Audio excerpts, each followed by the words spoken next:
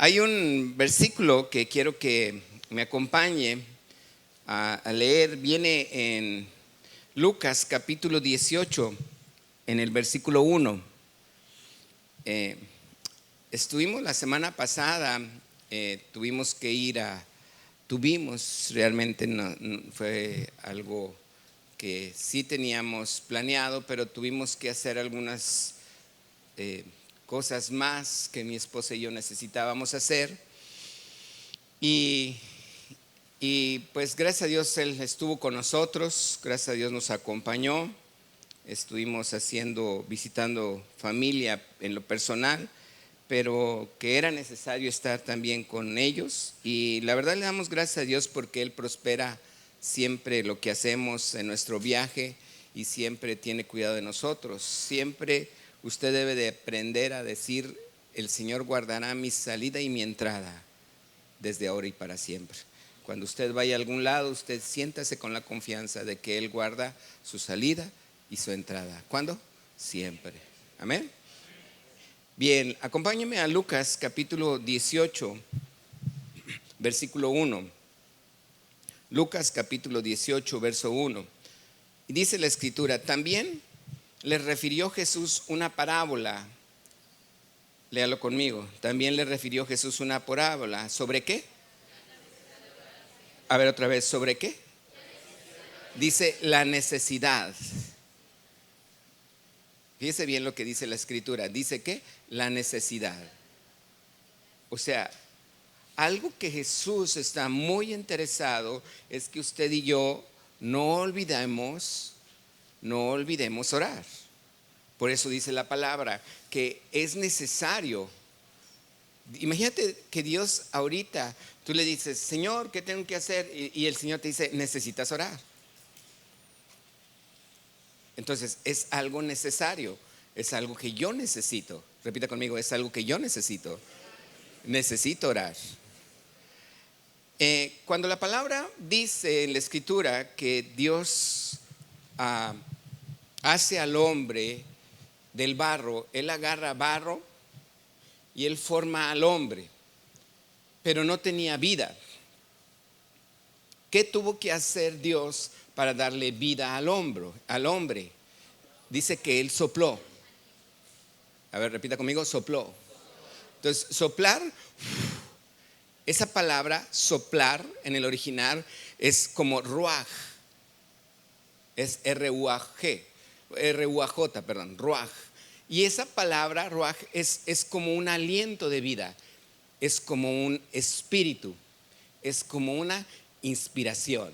También se traduce espíritu, aliento, y se le traduce como inspiración. Pero también se traduce como espíritu. Obviamente, cuando habla del Espíritu Santo, está hablando de Ruach Elohim, o habla de un Espíritu Santo, que también es espíritu, es una inspiración. ¿Estamos aquí? Entonces, Ruach es el espíritu que a mí me da vida. Por eso cuando dice la escritura, a la verdad, el espíritu está dispuesto, pero la carne es débil. Cuando dice la palabra carne, se refiere al alma y al cuerpo. Pero cuando dice que el espíritu está dispuesto, se refiere a esa inspiración que Dios me dio. Se refiere a ese soplo que Dios me dio. Por eso cuando usted y yo dormimos, mis emociones duermen, mis pensamientos descansan, mi voluntad está inactiva porque estoy allí. Tal vez los sonidos están activos con aquellos que roncan, pero ahí está. ¿Sí me explico? ¿Está qué? Descansando. Pero ¿cómo dice que está el espíritu? El espíritu está dispuesto. Repita conmigo: el espíritu está dispuesto. ¿Qué quiere decir? Que hasta el día, y así dice en una escritura, hasta el día en que Dios venga por mí y quite el soplo de vida sobre mí, Él se lleva mi espíritu y mi alma, mas no mi cuerpo. Amén. Pero aquí hablar de espíritu, entonces habla también de una inspiración. Y cuando habla de una inspiración, entonces la escritura me está diciendo que puede haber espíritus, porque hay inspiraciones. No sé si usted se ha imaginado que de repente entra o ha llegado a un lugar donde entra a un lugar y de repente se siente como un espíritu de muerte. Y así dicen, hoy se siente un espíritu de muerte. Claro, porque pues están hablando de muerte. O cuando llega alguien y dice, hoy se siente un espíritu de temor, de miedo. Pues sí, porque hay gente que tiene mucho miedo. ¿Es un qué? Espíritu. ¿Es una qué? Inspiración. Repita conmigo, una inspiración. Entonces, cuando yo recuerdo que había un cantante, o hay un cantante todavía, muchos lo conocen, Marcos Witt. Él cantaba una canción que decía, espíritu de temor, y todo decía el pueblo, huye. ¿Sí se acuerda de esa? Espíritu de hechicería, huye. Espíritu de maldad, huye. Está hablando de qué? De la inspiración. De que una inspiración que ¿quién puede crear? Que puede crear el mismo hombre. De repente uno empieza a decir, no hombre, fíjate, y empieza el otro, hoy sí es cierto, y hoy sí es cierto. Entonces se vuelve un espíritu de miedo. Pero también hay espíritu de chisme. Y hay que tener cuidado con ese, ¿verdad?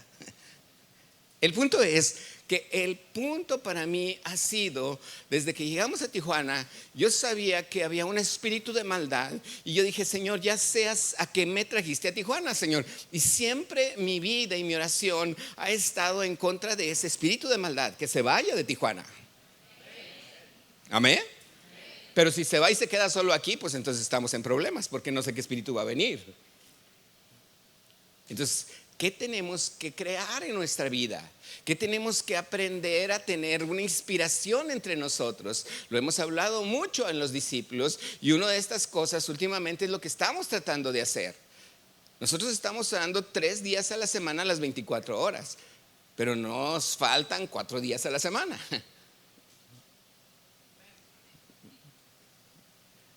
¿Por qué? Porque queremos estar orando las 24 horas para crear un espíritu de oración. ¿Por qué? Porque aquí dice la palabra, la necesidad de orar. ¿Cuándo? Siempre. Debe de haber un espíritu de oración, debe de haber una necesidad de estar orando, debe de haber una inspiración para estar orando con el Señor, estar hablando, estar declarando lo que queremos para esta ciudad. Imagínense que en vez de un espíritu de maldad, aquí en Tijuana hay un espíritu de oración. Wow, qué padre, ¿verdad? ¿Por qué? Porque habría una comunión. La gente me pregunta, ¿qué es orar? Orar es una plática. Mucha gente no sabe qué es orar, y muchas veces uno piensa que tiene que decir algo. Tenemos un ejemplo en Mateo capítulo 6 verso 9. Sin embargo, es como una simple manera de guiarme el Señor hacia qué manera debo de estar orando. Y eso es algo que aquí yo puedo entender que Jesús está refiriendo una parábola donde dice sobre la necesidad de orar, pero no dice nada más de orar, sino de orar siempre. Repita conmigo, siempre, y no desmayar. Y entonces allí Jesús habla de un juez. De un juez que dice que no temía a Dios, no temía al hombre, y sin embargo había una persona que nomás le estaba molesta y molesta y molesta y molesta, diciéndole, haz justicia de mi adversario, haz justicia de mi adversario, haz justicia de mi adversario. Y dijo el juez, oh, ya me tiene harto esta mujer. Dice, y aunque no temo a Dios ni temo a hombre, nomás para que esta mujer no me esté moleste y moleste, voy a hacerle justicia. Dice, imagínate si este juez malo hizo eso. Dice, ¿cuánto no estaremos recibiendo de Dios cuando tú y yo le estamos pide y pide y pide? Eso es a lo que se refiere esta parábola. Y la verdad, en un libro que hemos leído durante los grupos en casa, que se lee en los grupos en casa, es el libro de Abriendo los Tesoros. Y ahí hay un capítulo que a mí me gusta mucho, que más vale ser pediche que ser callado. Porque muchas veces nosotros tenemos que pedirle al Padre. El Padre no se molesta. A veces nosotros como papás sabemos que nuestros hijos nos piden cosas. ¿A cuántos sus hijos les piden cosas? A nadie, nomás a mí. A ver, levante la mano, a ver cuántos de sus papás. No, yo pensé que yo era el único. Ay, gracias. ¿Y qué le dice? como dice ¿dónde están mis hijos? Cuando dice, le dan un palo y no les dan, ¿cómo les dicen? La piñata, algo así dice. ¿Cómo dice? Piden pan y qué, y no les dan. Piden queso y les dan un hueso, ¿y qué más? Y se les atora en el pescuezo. O sea, imagínense, como papás, la palabra de Dios dice: si tú siendo malos sabes dar buenas dádivas a tus hijos, claro que no les damos ni huesos ni que se les atoren en el pescuezo. Les damos lo que nos piden cuando realmente necesitamos pedirle a Dios y decirle: Señor, pues tú eres el que le vas a entregar. Yo recuerdo que a mí me pasó algo en lo personal y el Señor me habló muy fuerte en este aspecto, porque yo era director en la secundaria en aquel entonces. Llegó una universidad, ofreció y dio una beca, y pues mi hijo andaba muy bien en promedio, y entonces pues yo dije: ok, pues allí yo hablé con mi hijo y le dije: si tú mantienes el 50%, yo te doy el otro 50%. Yo quiero preguntarle qué hay de malo allí. Todos los papás hemos tratado de hacer lo mejor para nuestros hijos. Queremos hacer lo mejor para nuestros hijos. Y de repente pues mi hijo, ya para finalizar, pues habla conmigo muy serio y le digo: ¿qué te pasó? Y pues fíjate que pues no pasé una materia. Digo: ¿cómo? Pues si tú te quedaste. Claro que yo, para mantener el 50% de dinero, no completaba, pero me ajusté en muchas cosas, y entonces yo estaba haciendo un gran esfuerzo. Y también él me dice: papá, es que yo ya no estaba aprendiendo.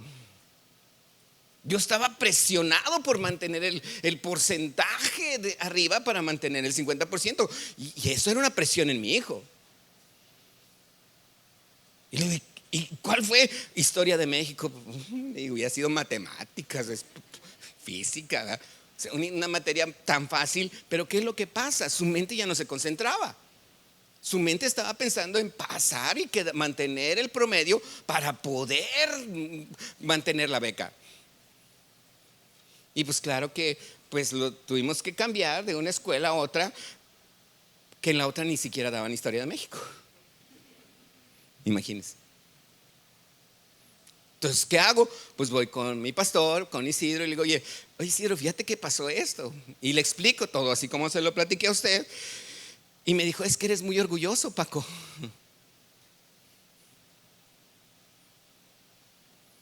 Y ya se paró y se fue.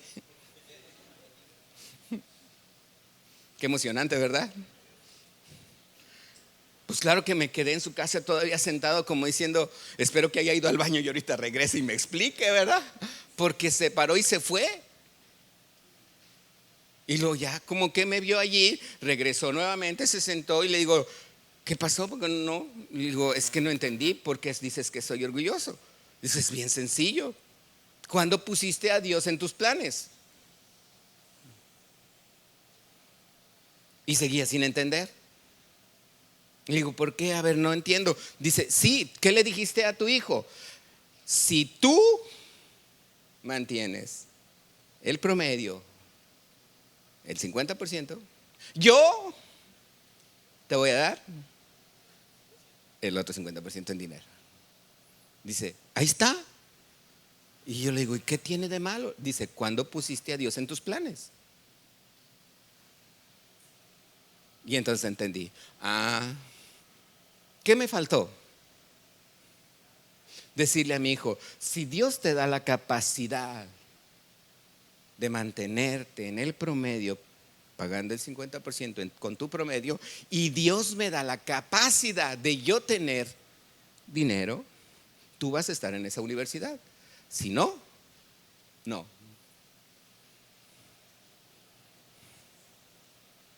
Se volvió a parar y se fue. Llegando a la casa, en la comida, con mis hijos, llegué y lo primero que hice después de comida, que nos sentamos, les pedí perdón a todos, incluyendo a mi hijo y a todos los demás. Le digo: quiero que me perdonen por muchas cosas que yo he dicho que yo les voy a dar,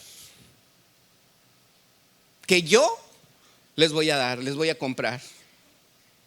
perdónenme, porque ya no les voy a comprar yo. No puedo yo. Y le dije a mi hijo, la guitarra que querías que te comprara, ya no te la voy a comprar. Pídesela a Dios. Y te voy a orar, te voy a ayudar a orar para que Dios te la entregue. Y así con cada uno de mis hijos. Y esto y lo otro y aquí. Y si Dios te da y a mí me da, vas a estar. Si no te da, ni Dios me pone a mí, no vas a estar. Viera qué libre me sentí. Pero ¿qué hice? Me puse a orar. ¿Y qué hizo mi hijo? Se puso a orar. Quiero que sepa que a los 15 días una persona le regaló una guitarra a mi hijo. Nomás uno, gracias. Llegó yo a la casa y veo ahí con la guitarra. Y esa guitarra me la regalaron, eléctrica y dije, mira, si le funcionó mejor la fe a él que a mí.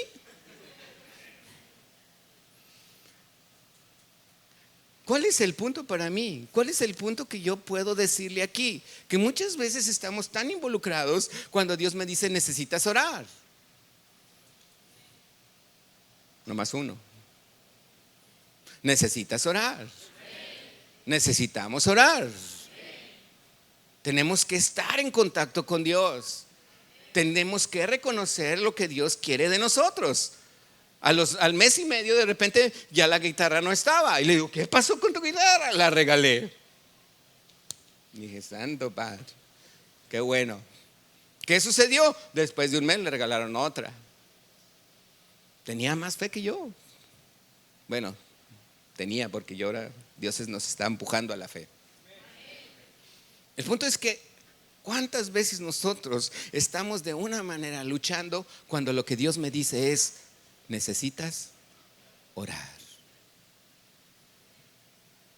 Y ese es el punto que muchas veces nosotros, y yo he detectado cuánto tiempo oramos. Y allí es donde yo te pido que tú medites cuánto tiempo oras. No me levante la mano ni diga nada, solamente medita.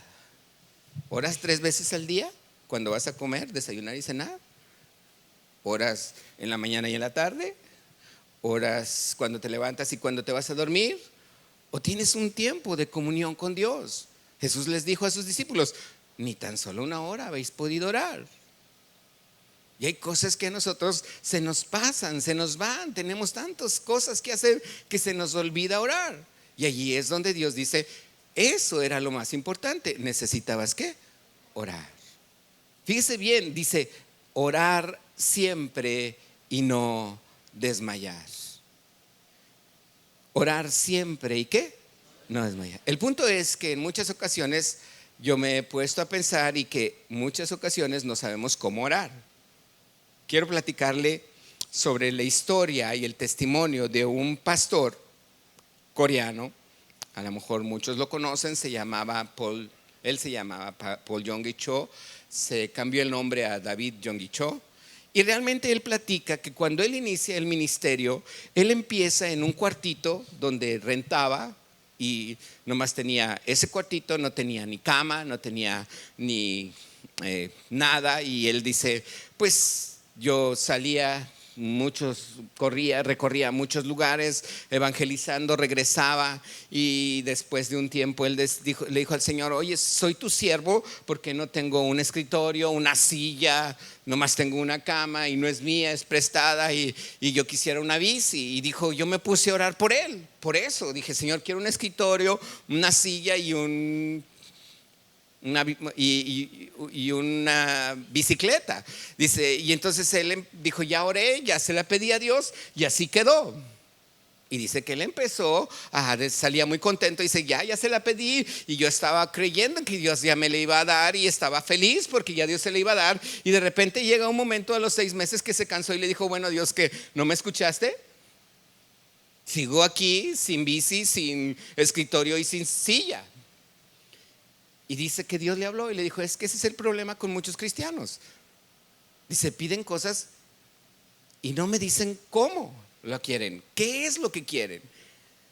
Y entonces le dije, bueno, pues Señor, pues, bueno, mira, la verdad es que yo quiero un escritorio bueno, de madera de caoba, dijo. La quiero así porque quiero esto y quiero tantos cajones aquí y quiero así, okay. Dijo, y también quiero una silla de esas de las rueditas que traen abajo rueditas. Y también quiero una bicicleta, dice, pero no japonesa, no coreana, yo quiero una bicicleta americana, de esas que están duras y así, que yo quiero eso. Y dice, cuando Dios me dijo que yo dijera y fuera específico, fui específico con todo y salí tan contento que Dios ya me lo iba a dar.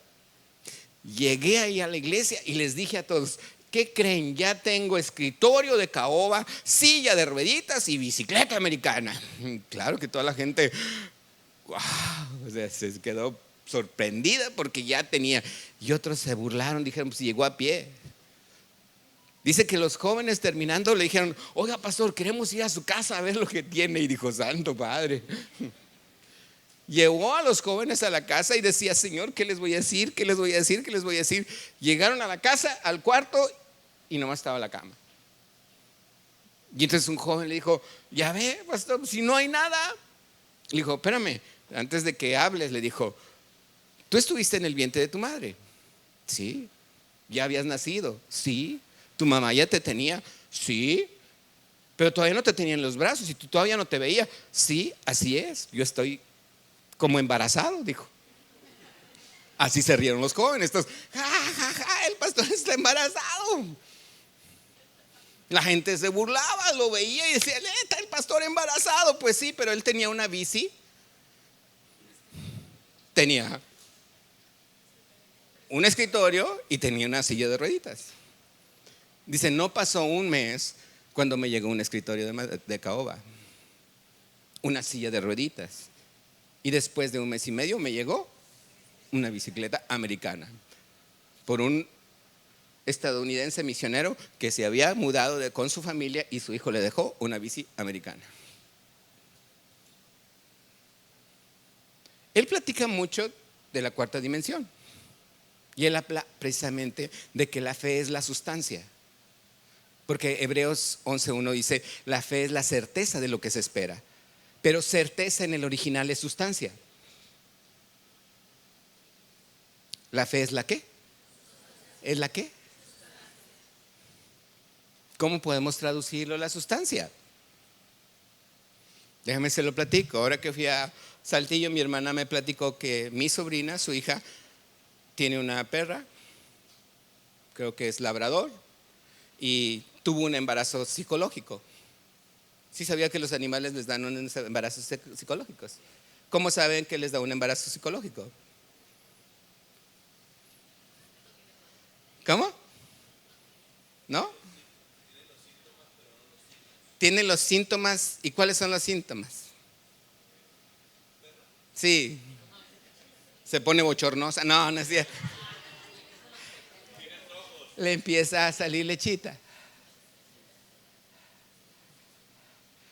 Y otra cosa es que tenía unos monitos y tenía esos monitos y los cuidaba como si fueran sus hijos.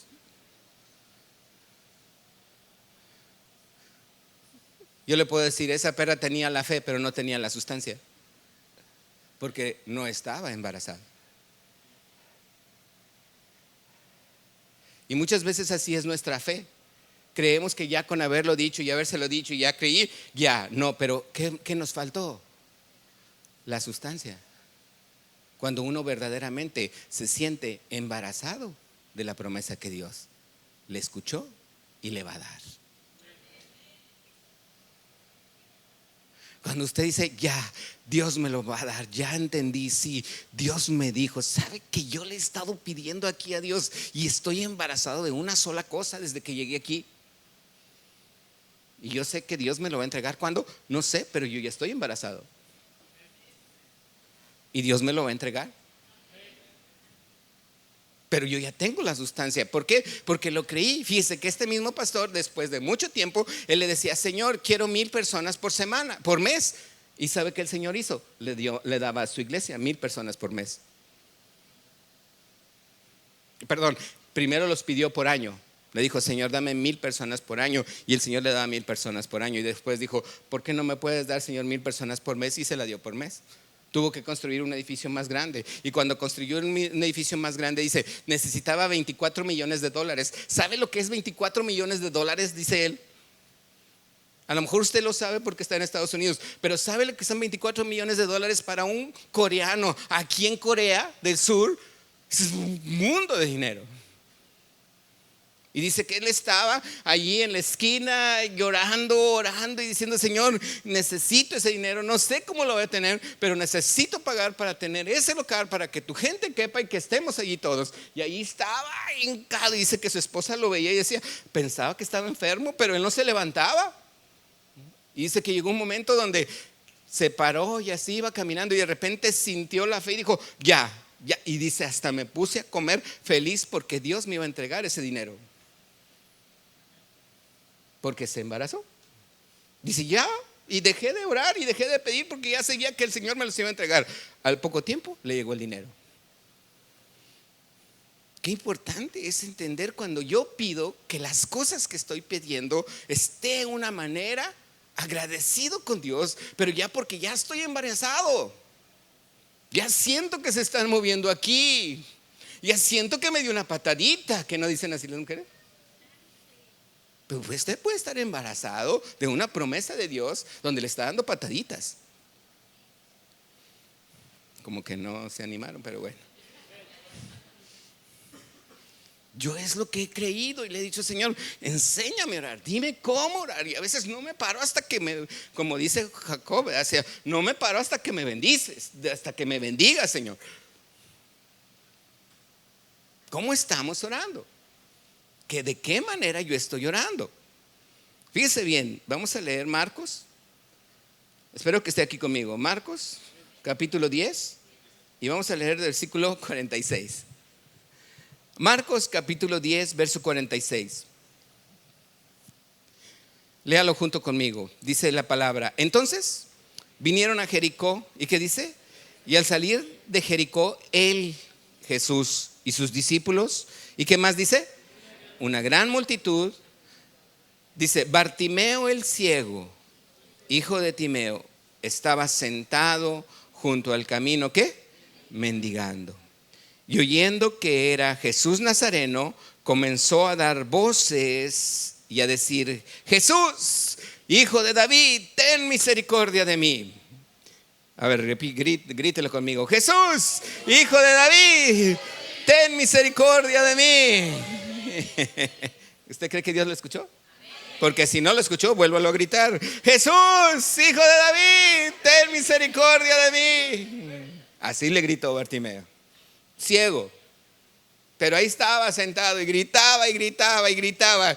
Y muchos le reprendían, dice, para que se callase. Pero cuando le decían que se callaba, ¿qué decía? Él clavaba mucho más, hijo de David, ten misericordia de mí. Entonces Jesús, deteniéndose, mandó llamarle. Llamaron al ciego diciéndole, ten confianza, levántate, te llama. O sea que él estaba sentadito. Entonces, volteé para acá. Usted sabe lo que va a pedir, ¿verdad que sí? Está ciego, ¿o no? A ver, ¿estamos aquí? Usted sabe lo que va a pedir. Está ciego y está pidiendo misericordia. Entonces todos oyen y dicen, ya le habló, ok, ten confianza, ya te llama, ven. Todos están diciendo, ya sabe lo que él va a pedir. Porque usted sabe más o menos, ¿verdad? O se imagina. Pues fíjese que aquí Jesús me da una lección. Versículo 49. Entonces Jesús, deteniéndose, mandó llamarle, llamaron al ciego, ten confianza. Verso 50. Él entonces, repite conmigo, arrojando su capa. ¿Cómo? Arrojando su capa. ¿Cómo? Arrojando su capa, se levantó y vino a Jesús. Tal vez su capa era lo más importante ahorita, porque él pasaba frío, era mendigo. Mendigo, porque mendigo es el que no tiene, el otro es el que no da. ¿Ok?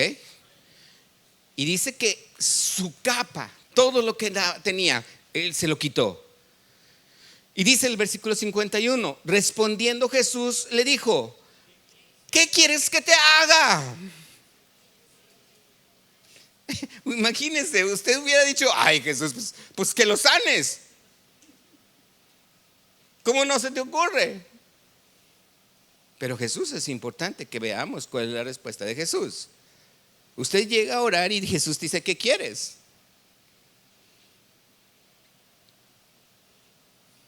¿Y qué le dices? Señor, un carro. Y te manda un carro del 56 y tú dices, Señor, pues me pediste un carro. Algo para moverme y pues te manda un masajador para que te muevas. ¿Qué quieres? Dice el Señor. ¿Cómo lo quieres? Y el ciego le dice, Maestro, que recobre la vista. ¿Qué le dijo Jesús? Vete. No se puso a orar. No lo tocó en los ojos. No hizo lodo y se lo puso como al otro.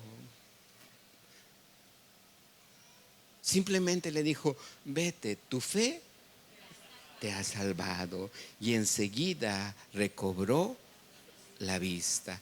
¿Dónde estaba Bartimeo embarazado de una promesa? Si él era ciego, ¿dónde se embarazó Bartimeo de una promesa de que él podía recuperar la vista con Jesús? Antes. ¿Por qué? Porque él sabía que Jesús iba pasando y él dijo, aquí es. Yo ya sé que él me puede recuperar la vista. Él ya estaba embarazado, lo único que él estaba esperando verlo, tenerlo cerca, decírselo. Él ya estaba embarazado de que él podía recuperar la vista. ¿Qué era lo único que necesitaba? Decírselo a Jesús.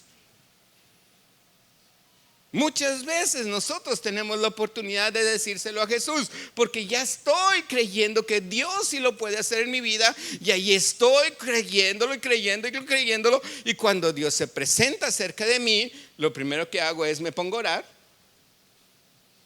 y nunca le pido nada. Y si le pido mal. Yo no lo digo, lo dice la Biblia. Dice, pedís para tus deleites. Pero Dios quiere que realmente yo me considere como un hijo de Él. ¿Estamos aquí? Fíjese lo que dice el Salmo, Proverbios capítulo 10 versículo 24.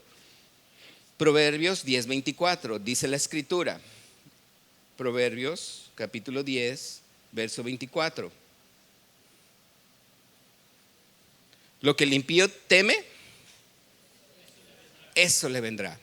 Por eso les digo que mucha gente cuando dice, es que tengo miedo de que me vaya a decir fulanito de tal esto, tengo miedo que me corran, tengo miedo que me enferme, tengo miedo de esto, tengo miedo del otro. ¿Qué crea usted con sus propias palabras? Un espíritu de temor.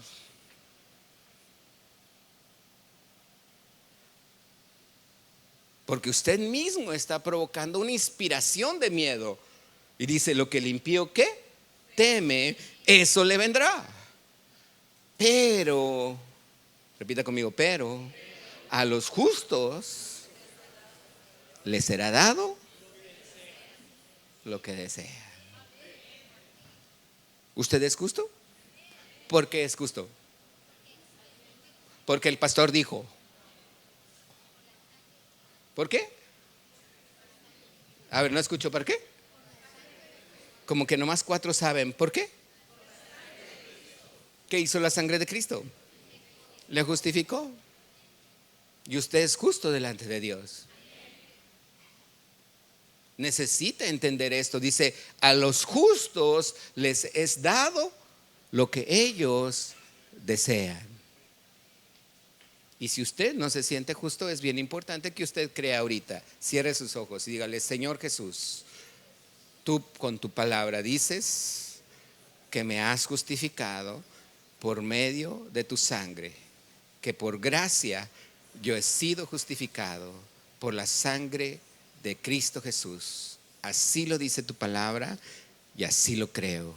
Dile gracias, Señor, por hacerme justo delante del Padre. Amén.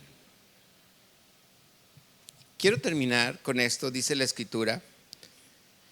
Quiero que me acompañe, por favor, a Éxodo capítulo 17, versículo 6. Éxodo 17, 6. Y quiero que entienda algo antes de leerlo. Voltee para acá. Dice la Escritura que el pueblo sale de Egipto y llega un momento donde está en el desierto y no tiene agua. Dice la palabra que casi apedrean a Moisés para que les diera agua. Y Moisés dice: ¿y por qué me piden a mí? Si yo también tengo sed. Pero ya todos traían una piedra para apedrearlo. Y la palabra dice que Dios habla con Moisés y le dice: mira, pasa por en medio de ellos. Y les agarra, ve tú con los ancianos y pasa por en medio de ellos. Y pues Moisés toma la vara y pasa por en medio de ellos y no lo apedrean. Y llega Moisés hasta una piedra en el monte Horeb, una roca en el monte Horeb. Y luego dice, versículo 6, léalo conmigo. Dice: he aquí, ¿lo tiene? Está aquí, ¿verdad? Léalo conmigo, que dice: he aquí, yo estaré delante de ti allí sobre la peña. ¿En dónde? Dice, ¿y qué dice? Otra vez, ¿y qué dice?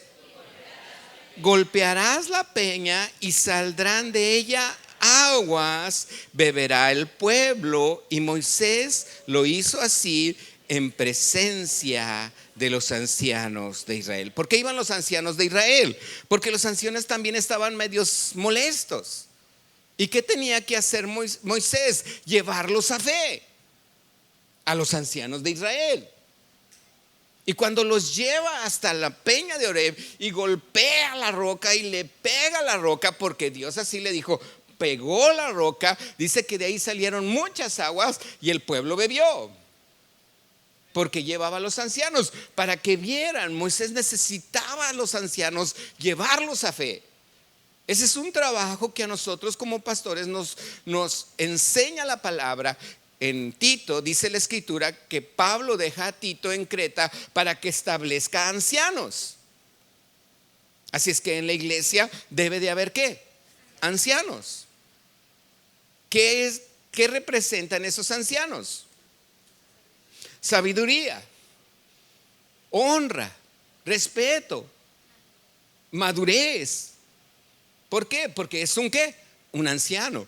Ahora usted piensa y dice, entonces ¿qué tengo que ser viejito para ser puesto como anciano? No, hay jóvenes ancianos. Hay gente muy joven que es muy madura. Y a ellos Dios también los puede poner como ¿qué? Como un anciano. ¿Estamos aquí? Entonces, el llevarlos yo a fe, imagínense Moisés, les dijo, vénganse conmigo, el problema también lo tengo yo, no ustedes, no, nada más yo, ¿verdad? Para que vean. Entonces llega la roca, golpea la roca, salen aguas, los ancianos tienen fe y dice, Dios es Dios, claro. ¿Estamos aquí? Ese es uno de los milagros que más impactan. Ahora quiero decirle una cosa, ¿quién es la roca? Según el Nuevo Testamento, Jesucristo. ¿Quién es la roca? Jesucristo. ¿Y qué me está hablando aquí? Algo simbólico. ¿Qué simbolismo me está dando en esta escritura? Que Jesucristo ¿qué? Fue crucificado. Porque si Él es la roca, Él fue ¿qué? Crucificado. Fue golpeado, fue herido. A ver, ¿estamos aquí? A ver, ¿hay dudas con esto? No. Jesús, ¿quién es? La roca. ¿Qué hizo Moisés? ¿Quién es la roca? Y Jesucristo fue golpeado y fue ¿qué? Crucificado y ahí murió. Eso representa esta escritura. Si usted no se imagina, allí lo estamos viendo que Jesús representa esa escritura, porque al principio Él fue golpeado por nosotros. ¿Estamos aquí? Ahora fíjese bien, vamos a leer Números capítulo 20.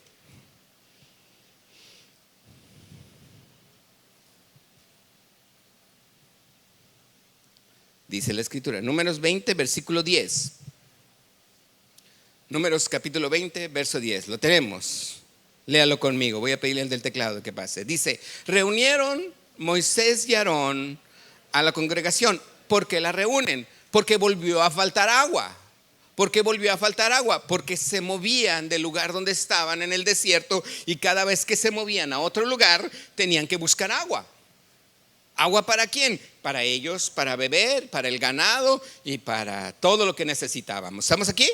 Entonces, como se movieron del lugar, también llegan a otro lugar donde tampoco ya no había agua, y empiezan a murmurar contra Moisés y le empiezan a decir, no tenemos agua, nos vamos a morir en el desierto. Pero dice la escritura que aquí se reunieron Moisés y ¿quién? Aarón. ¿A quién le reunieron? A la congregación. ¿Delante de qué? De una roca. Y les dijo, ¿qué les dijo? Les dijo, oíd ahora, rebeldes, ¿os hemos de hacer salir aguas de esta peña, de esta roca? Entonces alzó Moisés su mano, ¿y qué dice? Y golpeó la peña. Tómala. ¿Con qué la pegó? ¿Con qué le golpeó? Con la vara. ¿Cuántas veces la pegó? 2 veces. Dice, y salieron muchas aguas, y bebió la congregación. ¿Y qué más? Y su vestido. Pero fíjese lo que pasa en el versículo 12. Y Jehová le dijo a Moisés y a Aarón, yo creo que imagínense, voltea para acá, la golpeó 2 veces, salieron las aguas, iban bien contentos. Moisés y Aarón ya tienen agua otra vez. ¿Quieren otro milagro? Pero dice la palabra que Jehová habló a Moisés y a Aarón y les dijo, verso 12, por cuanto no creísteis en mí para santificarme delante de los hijos de Israel, por tanto no meteréis a esta congregación en la tierra que yo les he dado. ¿Por qué les dijo esto Dios? ¿Por qué les dijo esto Dios? ¿Alguien sabe? ¿Por qué les dijo esto Dios?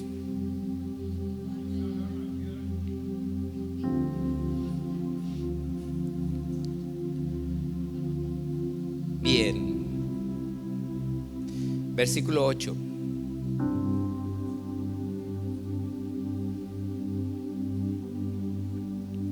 ¿Qué dice la palabra en el versículo 8? Tú y Aarón tu hermano. ¿Y qué dice? A ver, ¿y qué dice? Ya no le dice golpearás. Ahora, ¿qué le dijo? ¿Cómo? Háblale. ¿Y quién es la roca? ¿Y qué Dios quería que le hiciera? ¿Y quién es la roca? ¿Y qué iba a hacer Moisés con la roca? Hablarle. Es un símbolo de que nosotros debemos de entender. Jesucristo la primera vez fue golpeado y fue crucificado por amor a nosotros. Pero ahora era algo tan sencillo que Dios quería que hiciera Moisés. Háblale. Ya no la golpees, háblale. ¿Qué es lo que es la oración? Hablar con Dios, comunicarme con Él, tener esa intimidad. ¿Se ve ridículo? Yo creo que sí se ve ridículo. Roquita, roca. A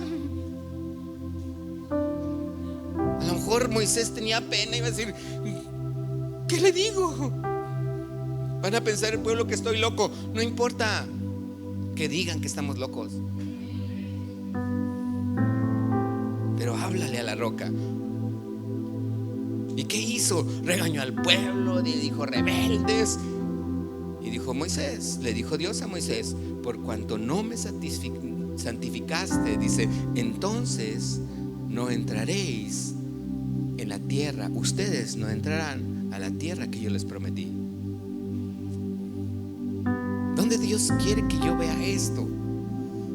Me viene a la mente ahorita cómo Dios tan hermoso le pide a Abraham, cuando Isaac tenía 13 hijos, 13 años, perdón, 13 hijos, 13 años, e Ismael ya estaba como de 26, su otro hijo. Dios le dice a Abraham: dame a tu único, tu hijo, le dice, tu único. Dios le dice a Abraham: dame a tu único hijo. Como que para Abraham decir: no, espérame, Señor, tengo dos. No, Dios sabía que en el corazón de Abraham había algo que él tenía de embarazo, aun y cuando no se lo daba. Y tuvo a Ismael, pero él sabía que él tenía otro embarazo.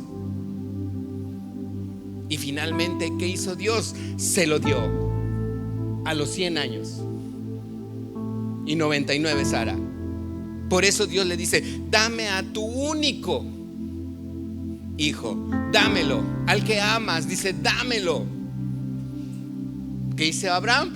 Al día siguiente temprano se fue hasta el lugar, llegó allá, usted sabe lo que pasó, y le pregunta a Isaac: papá, aquí está la leña, aquí está el fuego, ¿y dónde está el sacrificio? ¿Y qué le dijo Abraham a Isaac? Jehová Jireh. Wow.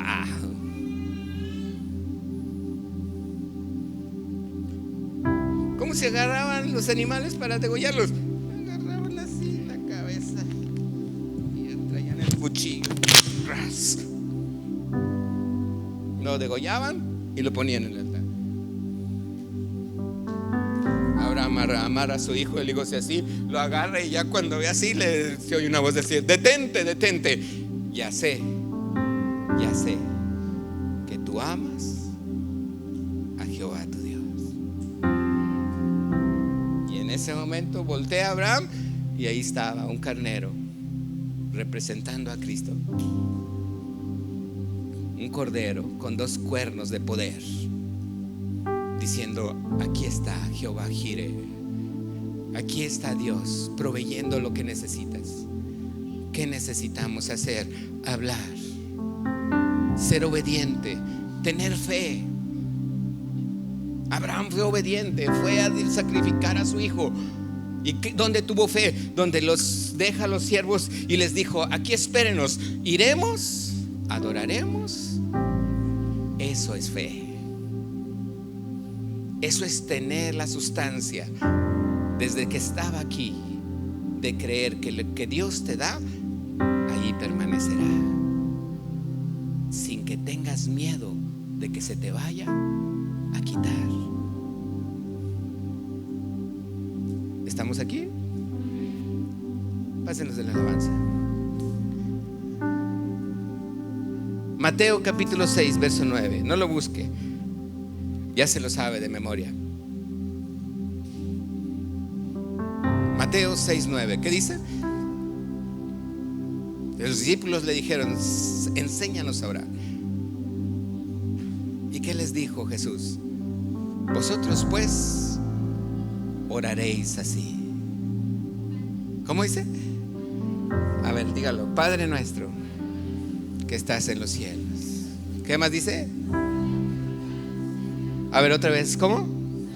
¿Y qué fue lo que le dijo a Moisés que no había hecho? Que no había santificado su nombre. Dice: por cuanto no creíste para santificarme, por cuanto le dijiste al pueblo que era un pueblo rebelde, cuando yo lo amo mucho, cuando yo les quería enseñar a los que venían en el Nuevo Testamento que esa roca simplemente le tienes que hablar para él bendecirte y darte de muchas aguas, pero no lo hiciste, no me santificaste. El pueblo se quedó nervioso. Ay, Dios está enojado conmigo, me dijo rebelde. Por eso la pagó Moisés con Aarón. No entraron a la tierra de promesa. Pero usted y yo, imagínense donde Moisés hubiera hablado a la roca, sido obediente como lo fue Abraham, hablarle a la roca, hubiera salido agua. Otra historia nos contaríamos. Seríamos gente poderosa de oración. sabiendo que le podemos hablar a la roca y ya no golpearla. Tenemos que aprender ahora. Tenemos que pasar más tiempo en comunión con Dios. Tenemos que saber que yo no me paro hasta que me bendiga. Hoy una persona me dijo: pastor, es que anoche no pude dormir. No te preocupes, yo tampoco dormí toda la noche, porque no me quería dormir hasta que Dios no me bendijera. Hay cosas que necesitamos arrebatar del reino de los cielos. O sea, dice la palabra: venga tu reino, hágase tu voluntad como en el cielo, así también en la tierra. Póngase de pie. Dice el verso 11: el pan nuestro de cada día, ¿qué? Verso 12: cierre sus ojos y diga: y perdónanos. Dígale al Señor: perdona nuestras deudas, Señor. Perdona nuestras deudas, como también nosotros perdonamos a nuestros deudores. Verso 13: no nos metas en tentación, líbranos del mal, porque tuyo es el reino y el poder y la gloria por todos los siglos. Padre, gracias. Señor, perdónanos. A veces creemos que oramos y a veces entendemos que nos falta mucho, Señor, porque tú quieres bendecirnos.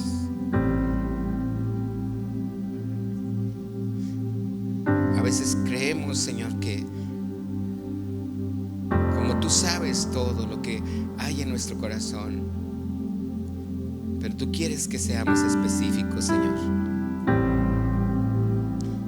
Y así como en mi corazón pusiste en mi vientre, Señor, el estar embarazado de que en Tijuana no haya un espíritu de maldad, sino un espíritu de vida, Señor. Así como me has dado otro embarazo, Señor, lo que te pedí en esta iglesia y que está en mi vientre, y que yo sé, Señor, que muy pronto tú lo harás, porque me lo has dicho. Hoy, Señor Jesús, aún así te pido que me perdones, Señor, por distraerme tanto en cosas que no tienen valor. Aquí está mi vida, Señor. Aquí está mi mente, aquí está mi corazón. Quiero tener más comunión contigo. Quiero pasar más tiempo contigo. No importa lo que esté haciendo, Señor. Quiero hablar contigo en donde quiera que estés, Señor, sabiendo que tú estás a mi lado, no solamente para cuidarme, no solamente para protegerme, no solamente para saber que estás ahí, Señor. No te quiero ignorar, dile. Quiero estar contigo todo el tiempo, en todo momento poder platicar contigo. Ese es mi deseo, dile al Señor. Crea en mí, Señor, un espíritu recto y nuevo delante de ti, Señor. Crea en mí, Señor, y crea en esta iglesia, Señor, una inspiración de oración, Señor, para estar siempre cerca de ti, Señor. Tú sabes y conoces toda la vida de cada uno de nosotros. Enséñanos, Padre, a orar, a santificar tu nombre, a humillarnos delante de ti, Señor.